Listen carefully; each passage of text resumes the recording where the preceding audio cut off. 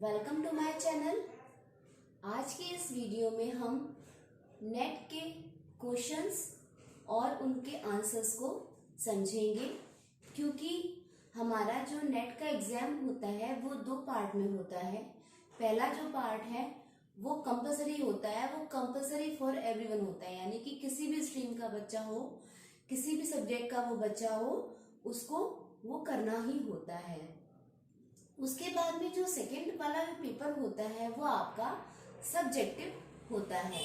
जिस सब्जेक्ट का आपका पेपर है उसी सब्जेक्ट के आपके क्वेश्चन आंसर होंगे। चाहे वो आप एजुकेशन के एरिया के हो तो आपका सेकेंड पेपर सब्जेक्टिव एजुकेशन बनेगा, किसी और सब्जेक्ट से हो तो आपका उसी के अकॉर्डिंग आपका पेपर होगा, वो सेकेंड पेपर कहलाता है। तो चलिए स्टार्ट करते हैं अपने नेट के प्रिपरेशन के क्वेश्चन आंसर्स की। पहला जो क्वेश्चन है ये है कि एक अन्वेषक आसपास के विद्यालयों में गया तथा जिन विद्यालयों ने सहयोग किया, किसको, उस अन्वेषक को सहयोग किया, तो वहां से उसने आंकड़े प्राप्त किए या उसे वहां से आंकड़े प्राप्त हुए। इस प्रकार के न्यायाधीश को क्या कहा जाता है? देखिए बहुत इंपॉर्टेंट क्वेश्चन है, ये आया हुआ है इसलिए मैं आपको करा रही हूं, क्योंकि हमने जब नेट के प्रिपरेशन को करना होता है तो हमें जितने भी जो लास्ट 10 इयर्स के जो पेपर्स होते हैं, अगर हम उनको देख लेते हैं, अगर हम उनको कर लेते हैं, अगर हम उनको समझ लेते हैं तो वो हमारे लिए बहुत ज्यादा बेनिफिशियल रहता है। तो इसका राइट आंसर है आपतित या प्रासंगिक न्याय दर्शन। क्यों होता है इस बात को भी आप समझो। आपतित या प्रासंगिक न्याय दर्शन एक ऐसा न्याय दर्शन है जो कि असंभावित प्रतिदर्शन की विधि है, जिसे सबसे अधिक स्थूलन माना गया है। प्रतिदर्शन की यह विधि जिसमें शोधकर्ता उन सभी व्यक्तियों को अपने प्रतिदर्श में सम्मिलित करने के लिए चुन लेता है, यदि वो शोधकर्ता उन सभी व्यक्तियों को अपने प्रतिदर्शन में सम्मिलित करने के लिए चुन लेता है जो उसे सरलता एवं सुविधापूर्वक उपलब्ध हो जाते हैं, तो इस अर्थ में हम ये कह सकते हैं कि ये जो विधि है काफी हद तक कोटा प्रतिदर्श के समान है। यानी कि जो आंसर है इसका आपतित या प्रासंगिक न्याय दर्शन, ये कुछ कुछ कोटा प्रतिदर्श के भी समान है। नेक्स्ट क्वेश्चन पे आते हैं हम। नेक्स्ट क्वेश्चन आपका ये कह रहा है कि एक समष्टि सामाजिक आर्थिक स्थिति के आधार पर समूहों में विभाजित है। एक समष्टि सामाजिक आर्थिक स्थिति के आधार पर समूहों में विभाजित है। इस चर का संबंध जो है वो आश्रित चर से भी है। तो इस समष्टि से न्यायाधीश के चयन की सर्वोत्तम विधि क्या है? तो इस समष्टि के न्यायाधीश के चयन की सर्वोत्तम विधि है स्तरीकृत चयन विधि। क्योंकि स्तरीकृत चयन विधि में ये बातें देखी जाती हैं कि पहली बात तो ये ऐसी विधि है ये कि ये जिसमें शोधकर्ता जीव संख्या की कुछ ज्ञात विशेषताओं के अनुरूप प्रतिदर्श का चयन करने की कोशिश करता है। फिर इसमें जो जीव संख्या की संरचना को पता भी किया जाता है, जैसे प्रश्न में एक समष्टि के सामाजिक, आर्थिक या किसी और स्थिति के आधार पर विभिन्न स्तरों में विभाजित होती है, तो जिससे प्रत्येक स्तर से प्रतिदर्शन के बराबर भागों में हम बांटकर उनका सही से चयन कर लेते हैं। तो जो इसका आंसर आया है स्तरीकृत चयन विधि, ये बिल्कुल सही है। नेक्स्ट क्वेश्चन क्या कहता है, देखिए कि एक अनुसंधानकर्ता को पता लगा, एक अनुसंधानकर्ता को पता लगा कि उसके अनुसंधान उपकरण की विश्वसनीयता ऊंची है। एक अनुसंधानकर्ता को पता चला कि उसके अनुसंधान उपकरण की विश्वसनीयता ऊंची है, तो निष्कर्ष निकाला जा सकता है कि उसका उपकरण क्या है, कि उसका उपकरण वैधता के बारे में कुछ नहीं जानता। क्यों नहीं जानता, ये भी समझिए। देखो बच्चों, किसी परीक्षण की विश्वसनीयता तथा वैधता एक ही सिक्के के दो पहलू हैं। जब हम कोई रिसर्च करते हैं, जब हम कोई परीक्षण करते हैं, तो उसके उपकरण में एक तो क्या होती है, विश्वसनीयता होती है, और दूसरा होती है वैधता। तो विश्वसनीयता और वैधता एक ही सिक्के के दो पहलू हैं। परीक्षण के वैध होने से और उसकी विश्वसनीयता के होने से यह आवश्यक नहीं है कि दोनों ही बराबर हों, परंतु इसके विपरीत विश्वसनीयता के लिए वैधता का होना कोई पूर्व शर्त नहीं है।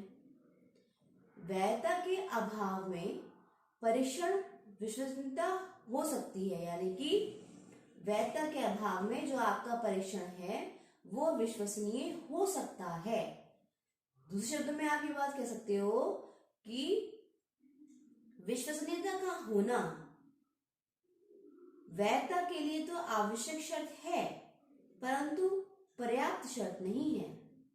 विश्वसनीय परीक्षण का वैध होना अपने आप में आवश्यक नहीं है, परंतु वैध परीक्षण अवश्य ही विश्वसनीय होना चाहिए, या होता है या होगा। ठीक है, अब नेक्स्ट क्वेश्चन आपका है, एक प्रयोगात्मक अध्ययन में उपचार चर के स्तरों का आश्रित चर पर प्रभाव की मात्रा भिन्न भिन्न है, तो हम ये बात कह सकते हैं कि ये प्रयोग की आंसर आया आंतरिक वैधता नहीं है। अब ये प्रयोग की आंतरिक वैधता क्यों नहीं है, वो इसलिए है कि प्रयोगात्मक शोध वैसा शोध कहा जाता है जिसमें प्रयोगकर्ता नियंत्रित परिस्थिति में विशेष चर या चरों में जोड़ तोड़ करता है और उसका प्रभाव एक दूसरे के अध्ययन पर भी पड़ता है।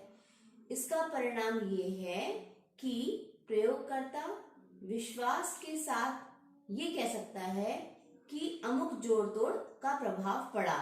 यही कारण है कि प्रयोगात्मक शोध में स्वतंत्र चर आश्रित चर के बीच का कारण है और परिणाम है।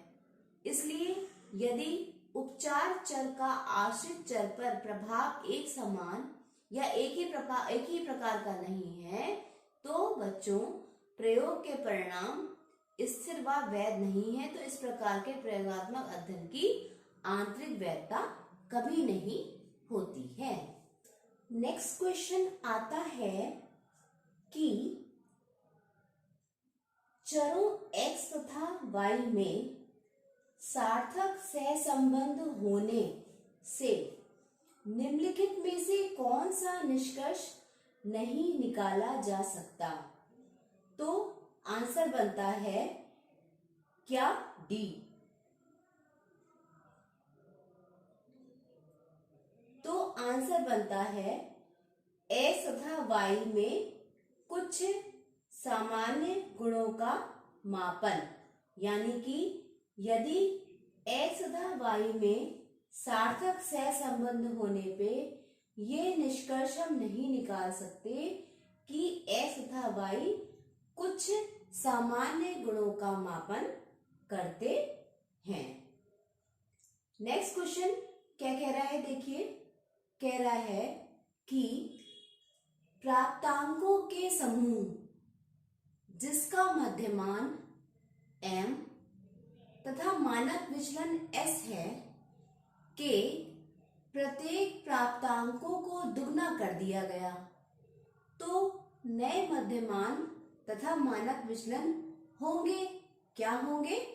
2ms। वो क्यों होंगे?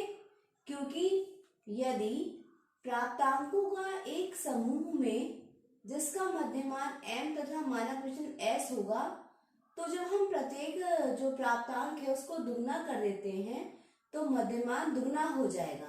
भाई मध्यमान दुगना होगा ना, परंतु जो मानक विचलन है उसमें परिवर्तन नहीं होगा, इसलिए जो राइट आंसर है वो 2ms ही रहेगा।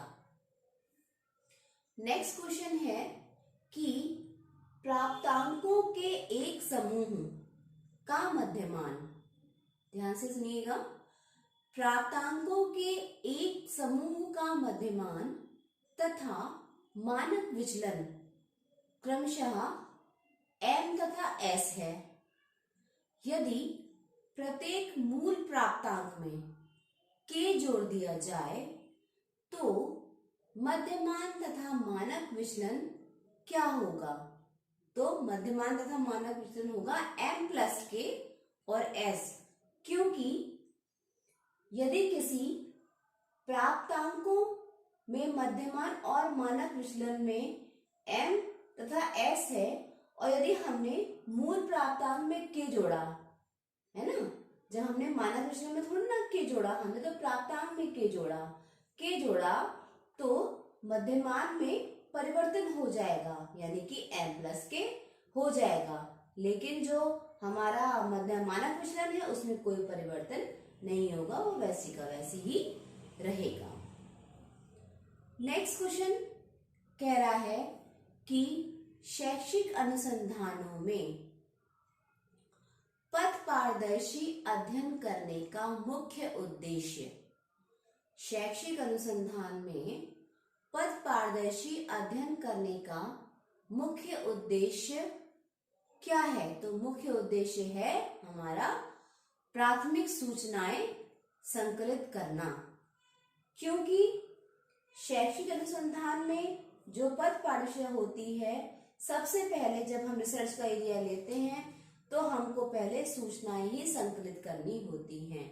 अगर हमारा अनुसंधान पथ पारदर्शी है तो सूचनाएं भी सही संकलित होंगी, तो जब सूचनाएं आपकी सही संकलित होंगी तो आपका पूरा जो अनुसंधान है वो भी बढ़िया जाएगा, क्योंकि जो हमारी प्राथमिक सूचनाएं होती हैं वो अनुसंधान की नींव होती हैं। तो मुख्य उद्देश्य क्या होता है? प्राथमिक सूचनाएं संकलित करना। नेक्स्ट क्वेश्चन आता है कि किसी केंद्रीय मान के दोनों ओर आंकड़ों यानी प्राप्तांकों का प्रसरण का मापन किसके द्वारा होता है? आंसर है मानक विचलन के द्वारा होता है, क्योंकि मानक विचलन के अंतर्गत पहले तो आप ये समझो कि मानक विचलन का अर्थ क्या है। मानक विचलन का अर्थ है किसी विवरण में माध्य से व्यक्तिगत प्राप्तांकों के विचलनों के वर्गों के माध्य का वर्गमूल। तो इसलिए किसी केंद्रीय मान के दोनों आंकड़ों के प्रसरण का मानक जो है वो मानक विचलन द्वारा ही होता है। नेक्स्ट क्वेश्चन में कुछ मैचिंग है। सूची है 1 और सूची 2 है। सूची 1 में कहा गया है कि दिशात्मक परिकल्पना का परीक्षण कैसा परीक्षण होता है? वो हमेशा एक पुच्छी परीक्षण होता है। दूसरा, एक चर सतत तथा दूसरा द्वंद्वीकृत क्या दर्शाता है? वो दर्शाता है आपका बायसीरियल सह संबंध। अपनी आने वाली नेक्स्ट वीडियो में मैं कुछ और नया लेके आती हूँ आपके सामने। तो अगर आपको इन चीजों का फायदा उठाना है तो मुझे लाइक करो, सब्सक्राइब करो, शेयर करो और मेरे वीडियोस के थ्रू आगे बढ़ो। Thank you.